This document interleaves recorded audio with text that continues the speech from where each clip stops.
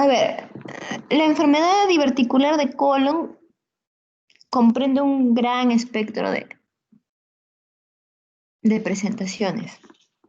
Esta clase está actualizada porque es la misma, no es la misma del año pasado, el mes de, agosto, septiembre, ¿no? En agosto salió un artículo reciente y se la ha actualizado, ¿no?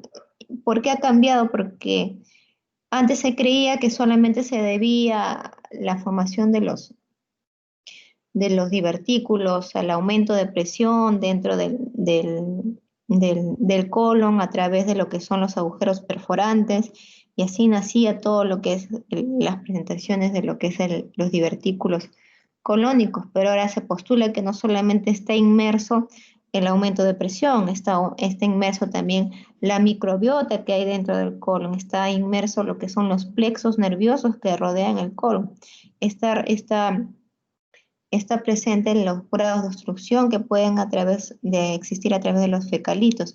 Y todo eso ha hecho cambiar la fisiopatología y incluso el tratamiento. Antes se creía que a todas las diverticulitis simples se les daba tratamiento antibiótico, pero ahora se ha visto que más es el componente inflamatorio y si tú ves que tiene pocos síntomas y su PCR está bajo, pues le da simplemente sintomáticos y en algunos casos antiinflamatorios. Eso es lo nuevo que ha salido de lo que es la enfermedad diverticular de colon, ¿no? A ver, hay factores de riesgo tan igual como para cualquier otra enfermedad. Lo primero es la obesidad, ¿no? Si eres sedentario te vas a volver obeso. El estreñimiento, ¿por qué? Porque hay aumento de presión intraluminal. El obeso también tiene un montón de grasa que hace que aumente la presión intraluminal del colon. A mayor edad también, porque a mayor edad los tejidos están más laxos. El tabaco también hace que los tejidos se vuelvan más laxos. Y si tienes una dieta baja en fibra, también pues puedes hacer que te vuelvas estreñido y aumentar la posibilidad de que presentes cáncer de colon. Perdón, cáncer de colon, se presenten los divertículos. Esto es lo nuevo, ¿no? Miren. ¿Están viendo el puntero? Sí, ¿no? Ya. Entonces, ahora hay un espectro distinto. Antes se decía que solamente había diverticulitis y las complicaciones de la diverticulitis, el sangrado, la perforación, los abscesos. Ahora lo presentan así. Puedes tener divertículos, que generalmente son hallazgos. Tú haces en un paciente que tenga 60, 70 años, haces una colonoscopia por cualquier otro motivo y encuentras divertículos. Y si tienes varios es diverticulosis, porque puedes tener uno o dos, pero si tienes más de 20, más de 50 son diverticulosis, ¿no es cierto? Asintomática. Ahora, ya dicen que hay enfermedad diverticular poco sintomática o asintomática, aquellos que solamente presentan un grado de impactación de que el fecalito esté obstruyendo la salida del divertículo o que puedan tener síntomas mínimos digestivos, como que puedan tener un dolor que pueda remitir en pocos días, que puedan sentir presencia de distensión, que también pueda remitir en pocos días.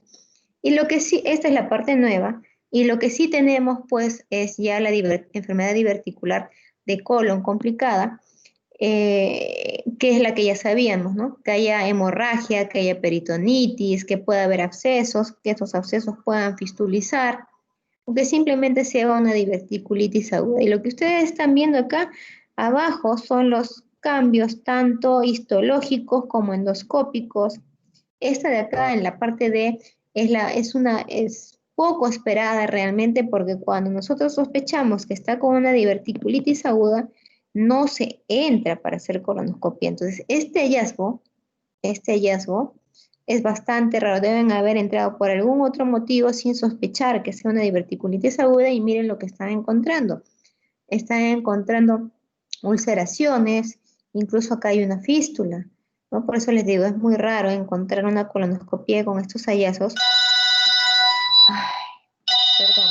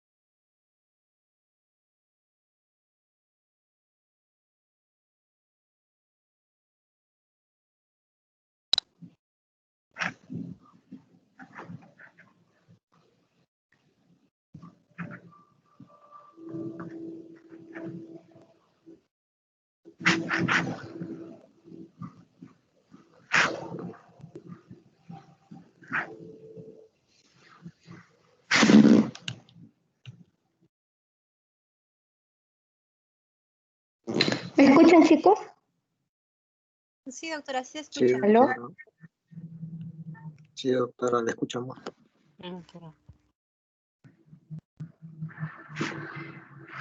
¿Me escuchan, chicos? Sí, doctora, sí se escucha. Ya, listo. Disculpen la interrupción, sino que las cosas en el hospital están movidas, están que me llaman del hospital. Ya. Entonces, lo nuevo acá es la enfermedad diverticular de colon no complicada sintomática, así se llama, ¿no? Ya. Y entre la enfermedad diverticular de colon no complicada sintomática con la diverticulosis, o sea, las asintomáticas, suman un 75-80%, que son la mayoría. Y la minoría la comprenden la enfermedad diverticular de colon complicada. Esto es lo que yo les decía, ¿no? Lo que antiguamente se decía antes, que hay un aumento de presión, generalmente sobre un segmento del colon, a menor luz del colon también es mayor la predisposición de presentarse los sacos diverticulares, por eso es que en el sigmoide, al tener menos diámetro, soporta mayor presión y mayor presentación de divertículos, por eso es que donde más divertículos hay es en el sigmoide. Entonces, lo que decía es que hay un aumento de presión a nivel justo de los orificios perforantes donde pasa la vasa recta y ahí se produce un prolapso en realidad, ¿no? No es un divertículo verdadero, solamente es mucosa y submucosa, ¿no? Esto es lo que se decía por años, por tiempo, y esto es lo nuevo. Entonces lo que te dicen es una fisiopatología para cada tipo de presentación y forma de presentación de la enfermedad diverticular de colon.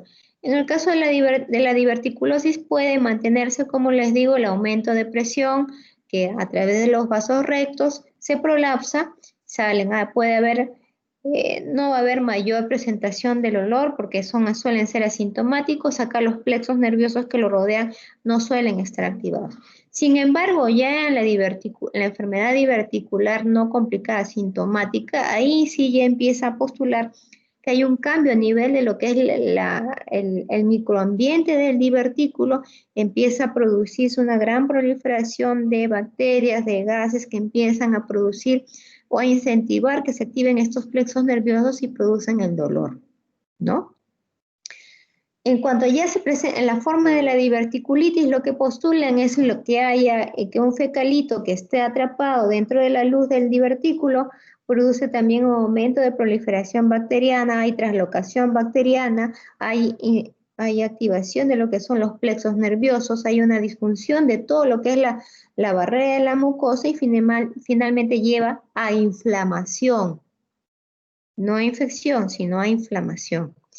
Y finalmente el sangrado lo explican de otra manera. Ellos dicen que hay unos vasos anormales al costado vecinos de lo que son el divertículo que en algún momento empiezan a proliferar y se horadan hacia lo que es la luz del divertículo y se produce el sangrado. En su mayoría, como lo hemos visto, puede ser asintomática en un 80% o levemente sintomática a través de la presentación de lo que es la enfermedad diverticular de colon no complicada sintomática, ¿no? La prevalencia va hasta el 50%, a mayor edad, mayor prevalencia, y por el sexo suele verse más a partir de los 50 años en adelante en lo que son las mujeres, porque generalmente somos los que tendemos a incrementar más la grasa abdominal, ¿no? La distribución, ya le estamos diciendo que haya en todo el colon y sigmoides es 95%, que solo sigmoides un 65%, y ya el resto del colon va en menor proporción. La mayoría son sacos pequeños, suelen ser múltiples. En el lado derecho, más bien a nivel asiático, se han visto que suelen ser únicos, es al revés, ¿no? El caso de los asiáticos es distinto al caso de los países occidentales. Y la clínica va a depender de cómo se presente. Si es asintomática, no hay síntomas. Si es una enfermedad diverticular sintomática no complicada o SUD, que a lo que ustedes están viendo va a haber un dolor abdominal intermitente y un cierto grado de distensión abdominal. En cambio, en la diverticulitis aguda ya hay un cambio. La prolongación en el tiempo de los síntomas persiste. El dolor es sostenido en fosa ilíaca izquierda.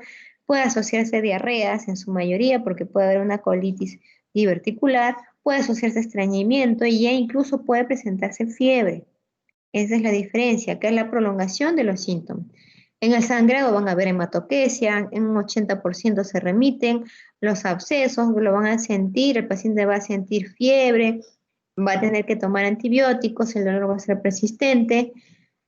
En el caso de obstrucciones, suele haber obstrucciones en el caso de aquellos pacientes que hacen una diverticulitis, por ejemplo, en que sea netamente localizada en sigmoides al tener menor diámetro, cuando cicatrizan, se produce una reacción fibrótica muchas veces exagerada que no cierra la luz, sino produce cierto grado de estenosis, ¿no?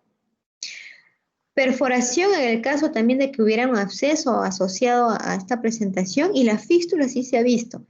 Fístulas, por ejemplo, de los abscesos que se encuentran pericolónicos a nivel de sigmoides suelen fistulizar a lo que es la vejiga, la vagina. Sí se ve y es más común de lo que creen. En algunos pacientes, por ejemplo, que siempre constan de, yo he tenido el caso de una paciente mayor de 60, 65 años, que acudía siempre por dolor y se le daba diarrea, dolor, eran cuadros intermitentes, 1 o 2 veces al año se le planteó que se le haga colonoscopía, no quiso realizarse colonoscopía, y después en el lapso de 3, 4 años la paciente llega a la consulta porque orinaba caca. Entonces yo revisando la historia, veo que yo ya la había visto en 3 oportunidades por cuadros de dolor, en algunos casos de diarrea, dolor en el lado izquierdo, nunca tuvo fiebre, que calmaba con la medicación que yo le daba. Apunté felizmente que ahí el paciente se niega a realizarse colonoscopía y finalmente cuando le solicito un estudio radiológico contrastado a través de la fístula por la vía urinaria, lo que se vio pues pintó no solamente el trayecto que iba desde la vejiga hacia el colon, sino me pintó justo todo ese lado izquierdo que eran divertículos. Y era tal cual como yo le decía a la señora, no, probablemente tenga divertículos. Y la señora decía, no, yo no tengo nada en el colon, solamente me duele, tengo cuadros de dolor de vez en cuando, que es mi gastritis, ¿no? Y decía, sí se producen los cuadros, muchos pacientes, como les digo, al saber cómo se van a preparar, no quieren realizarse la colonoscopía y se niegan, pues, ¿no? La otra opción es mandarle una radiografía contrastada, que se le mandó en esas épocas, le estamos hablando de cuando yo era asistente más joven, recién había salido en el 2010, la tomografía no era de tanto acceso, entonces se le mandó y también se negó a realizarse, ¿no? Entonces a veces depende también no solamente de que el médico tenga todo el conocimiento, sino que también el paciente quiera colaborar. ¿Cómo lo diagnosticamos? Generalmente en su mayoría, como son asintomáticas y son hallazgos, es a través de la colonoscopía. Pero en caso de que nosotros tengamos una diverticulitis aguda, una enfermedad diverticular complicada, no podemos realizar colonoscopía, porque ese tejido que está, ese divertículo está tan friable que cuando nosotros entramos con el colonoscopio para poder ver la piel del colon, lo que hacemos es echar aire. Y al echar aire podemos perforar, hacer una perforación evidente y lo que vamos a hacer es empeorar el cuadro y el paciente pase a sala. Entonces, en esos casos lo que se le indica es tomografía, ¿no? La tomografía nos va a ayudar a decir si tiene algún tipo de divertículo, si tiene algún tipo de complicación, tiene un absceso o si tiene incluso una fístula. Esto lo nuevo también que lo encontré en el artículo es una clasificación endoscópica que ellos les indica, que es postulada por los italianos, en la que mencionan que a partir de los 15, yo nunca pensaba que tenía que contar los divertículos, pero esta clasificación lo que propone es que aquellos pacientes que tengan más de 15 divertículos, lo más probable es que se vayan a complicar, es decir, o que vayan a presentar infección, o que vayan a presentar sangrado, o que se vayan a perforar. ¿Quién iba a pensar que teníamos que contar los divertículos? Pero bueno, en la experiencia de los italianos han visto que esta clasificación los ayuda y han visto que en su población es prevalente la diverticulosis, ¿no? Entonces, ¿qué es lo que dicen, no? Nos dan un puntaje. Acá, si los divertículos están en el lado izquierdo, me da 2 puntos. Si está en el lado derecho, 1 punto. Acá, si tiene más de 15 divertículos, miren, me da 1 punto. Si tiene menos, no me da ninguno. El grado de inflamación de edema también está especificado, miren.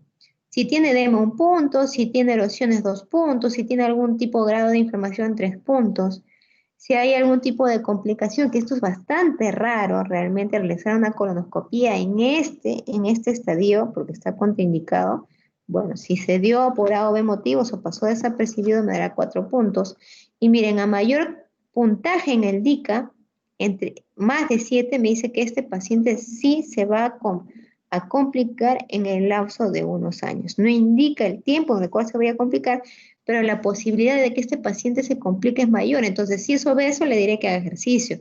Si es estreñido, tendré que darle alimentación rica en frutas y verduras, aunque tome quizás laxantes. Entonces, tratar de evitar de que estos pacientes se compliquen. La clasificación de Hinchey, que es me ayuda a saber en qué momento tengo que yo realizar el tratamiento quirúrgico. La clasificación para este tipo hay un montón, pero los cirujanos, por la accesibilidad y por la facilidad de recordar, es que usan la clasificación de Hinchey. Eso siempre tienen que tener en cuenta. Cuanto más complicada es una clasificación, es más difícil de recordar, pero ahora están saliendo aplicaciones con las cuales se les va a hacer más fácil el trabajo. Se dice que el Hinchey tipo 1 es la enfermedad diverticular en la que solamente se encuentra un pequeño absceso localizado alrededor del colon y que está relacionado con lo que podría estar relacionado, menciona el artículo, con la enfermedad diverticular de colon no complicada sintomática. Mientras que el resto de todo el espectro de la clasificación, donde ya hay un absceso que llega hasta mesenterio, donde hay pequeñas perforaciones o donde ya hay una peritonitis fecal, está relacionada netamente con lo que es la enfermedad diverticular de colon complicada. Y esto es lo que ha cambiado, lo que me sorprendió grandemente, ¿no? Entonces están partiendo con una diverticulitis aguda no complicada siempre y cuando aquellos pacientes que no tengan comorbilidades y que no sean inmunocomprometidos. Entonces los separan en dos.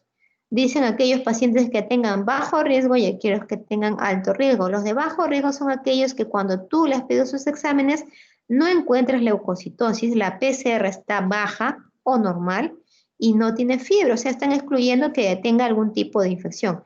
De corroborar esto, entonces el paciente no requiere hospitalización, solamente le cambian la dieta. Generalmente debe ser, lo que menciona es líquido claro, pero lo que se le puede dar es dieta completamente líquida, descanso absoluto y no antibióticos, porque lo que ellos refieren es que en esta etapa, en este tipo de presentación, lo que más predomina es el proceso inflamatorio. Eso es lo que menciona. Entonces, le da solamente sintomático, si tuviera algo para el dolor, algún tipo de analgésico, si está con algún tipo de cólico, algún antiespasmódico, mejoras la dieta, solamente que sea líquida. Y este paciente debe mejorar en el lapso de 7 a 10 días, ¿no? No empeora en realidad el cuadro porque, según lo que refiere el artículo, solamente es un proceso inflamatorio.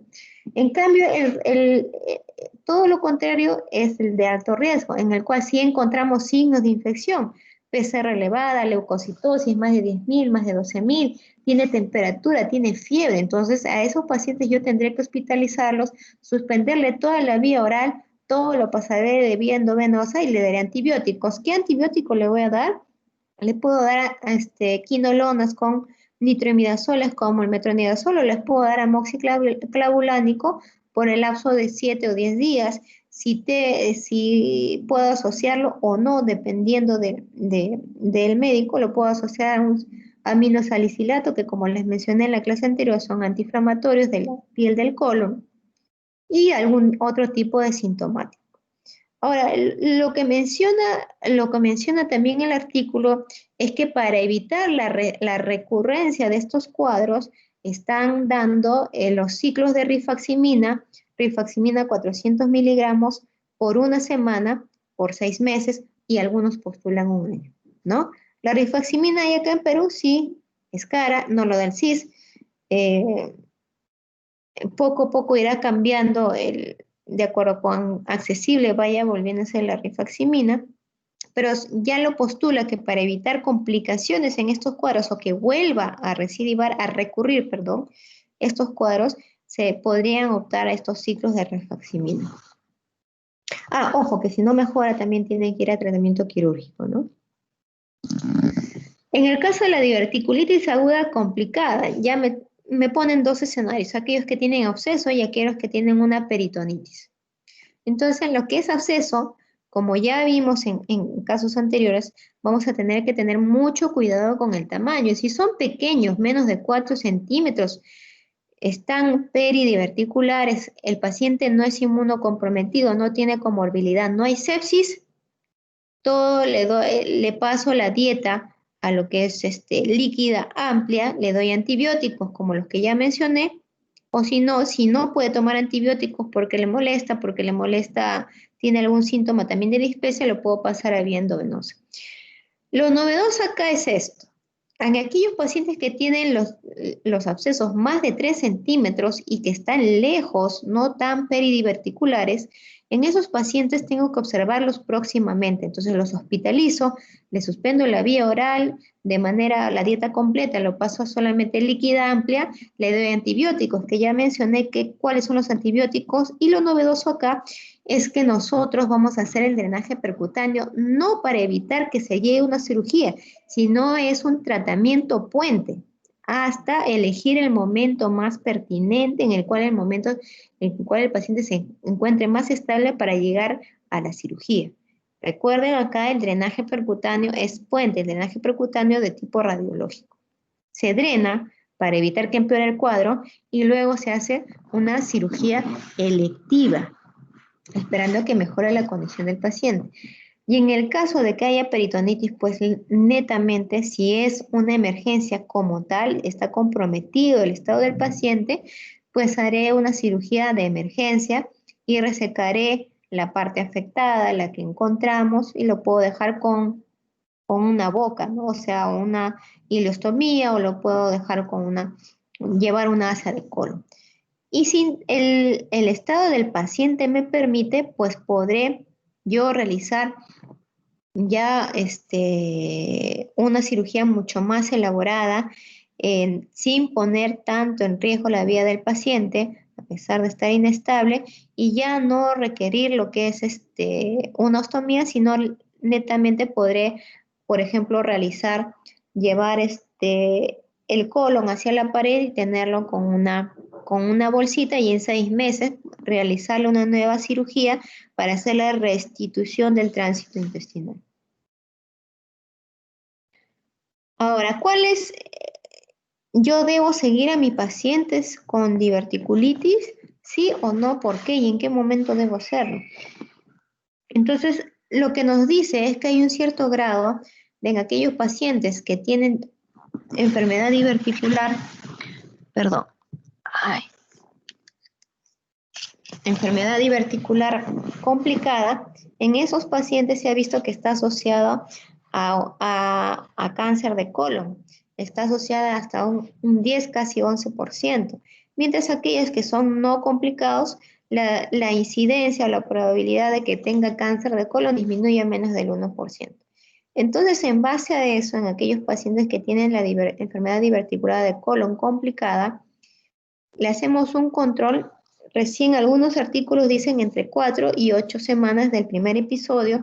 Lo que hacemos es tomarle un control tomográfico previo y luego ingresar y buscar lo que es, pues, si ha sido complicada, probablemente enmascarar una neoplasia, tratar de buscar si hay algún tejido de tipo irregular. Recuerden, el control, si ustedes quieren ver realmente o descartar que haya un cáncer, no se hace inmediatamente porque la posibilidad de que ustedes perforen es alta. Por eso es que se difiere. Y esa friabilidad suele durar entre 4 a 8 semanas. Ahora, antes se decía, y es lo que siempre comento, yo he tenido 2 pacientes con enfermedad diverticular de colon complicada, uno que presentó un absceso y otro que sangró 2 veces. Entonces, en este paciente que sangró 2 veces, la primera vez entré y inyecté para evitar que siga sangrando y llegué a localizar de dónde sangraba. La segunda vez sangró, entré y no, aparentemente ya el cuadro había sangrado, ya no había sangre en ninguno de los divertículos.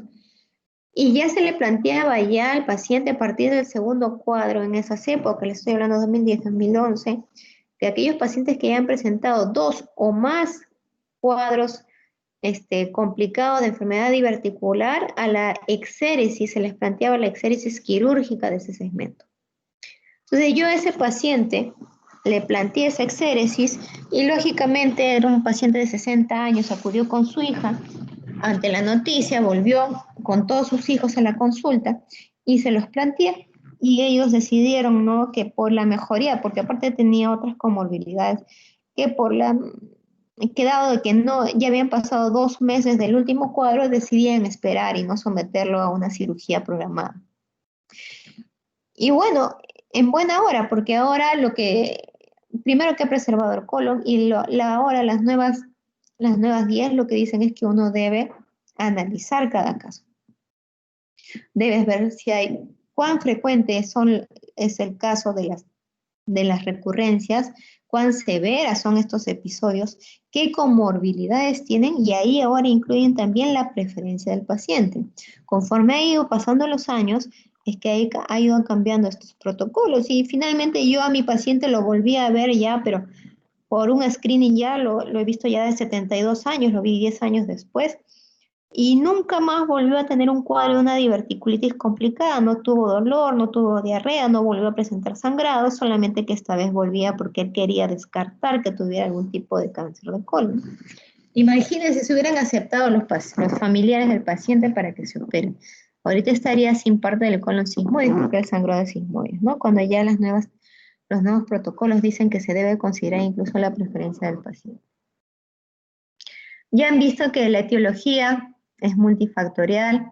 Ahora se postula que haya alteraciones no solamente a nivel de la pared diverticular, sino que hayan neuromusculares, que estén implicados los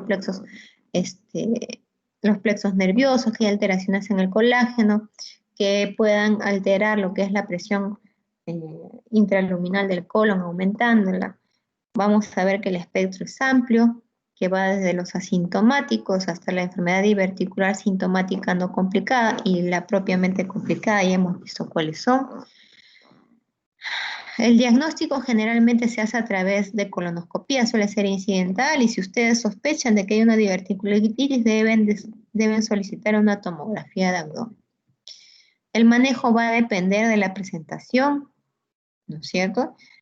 Incluso las recomendaciones generales son que evitar que se extiña, que consume fibra, que haga ejercicio, que baje de peso y si ya es complicada, pues que va a requerir probablemente hospitalización, va a requerir tratamiento antibiótico y si sangra probablemente pueda requerir tratamiento endoscópico, si está en la mano y si no, tratamiento quirúrgico. La incidencia de cáncer de colon sí se ha descrito y más en aquellos pacientes que tienen enfermedad diverticular complicada como abscesos, fístulas, una infección diverticular. El artículo el cual ha cambiado todo es el primero, el de Tursi, si lo quieren consultar. ¿Alguna pregunta, chicos?